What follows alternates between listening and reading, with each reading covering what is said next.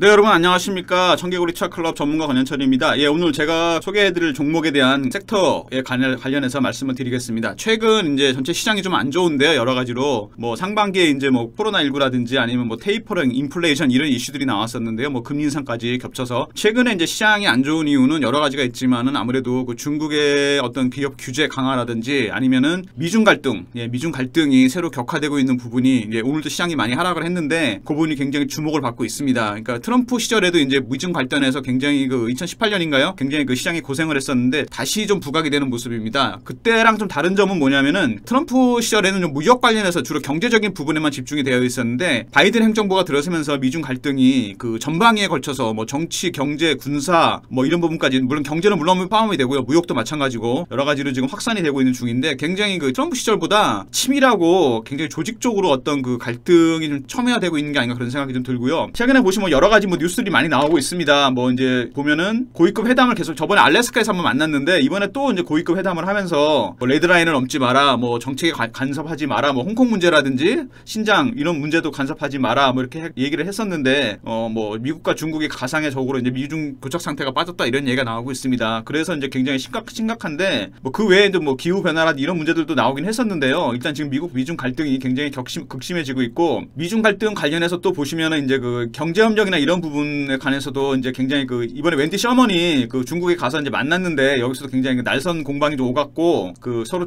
자기 말만 하다 끝났습니다. 회담 결과가 별로 좋지 못했는데 굉장히 이제 점점 고위급으로 가면서 안 좋은 얘기들이 나오고 있고 뭐 군사적인 면에서나 경제적인 면에서나 뭐 그런 인권 문제까지 거론되면서 굉장히 둘이 이제 으르렁대고 있는데 예전에 2018년에 기억나시는지 모르겠는데 그런 이슈가 터졌을 때 굉장히 올라갔던 종목들이나 섹터들이 있습니다. 그 중에서 이제 여러 가지 섹터들이 있었는데 이번에 그 미중 갈등은 그 당시와는 조금 다른 양상을 보일 가능성이 있다는 생각이 좀 들고요. 아무래도 전방위에 걸쳐서 펼쳐지고 있기 때문에 수혜주가 드러나려면 조금 시간이 걸릴 것 같은데 그렇다고 하더라도 만약에 미중 갈등이 굉장히 첨예화됐을 때 당장 지금 사야 될 종목이 어떤 것이냐 한다면 제가 보기에는 아무래도 히토류 관련주 종목들은 조금 수혜를 보지 않을까 그런 생각이 듭니다. 사실은 미국과 중국이 계속 저렇게 으르렁대다 보면은 결국엔 중국 쪽에서 미국이 가장 필요로 하는 것 그게 이제 히토류라고 볼 수 있는데요. 히토류라는 게 뭐냐면 결국에는 그 희귀 금속을 말하는 건데 4차 산업혁명 관련해서 스마트폰이라든지 자율주행차라든지 컴퓨터라든지 모든 부분에 들어가는 그 굉장히 그 희귀한 어떤 금속 소재를 말하는 건데 이게 중국에서 전 세계 수출량의 한 95% 정도를 차지하고 있습니다. 사실은 미국도 이걸 갖고 있는데요. 그거를 판에서 쓰기에는 중국 걸 쓰는 게 더 싸다고 생각하기 때문에 쓰고 있습니다. 그래서 지금 중국 쪽에서 만약에 그거를 수출을 중단한다거나 무기화를 시킨다 그러면은 미국 쪽뿐만 아니라 전 세계 IT 산업이 좀 충격을 받을 가능성이 크고요. 그래서 아무래도 IT 쪽 섹터에 굉장히 민감하게 연관이 돼 있다고 보시면 되고 히토류 관련주들은 미중 갈등이 어떤 식으로든 전개되든 간에 수혜를 보지 않을까 그런 생각이 좀 듭니다. 그래서 2018년에도 아시겠지만 히토류 관련해서 뭐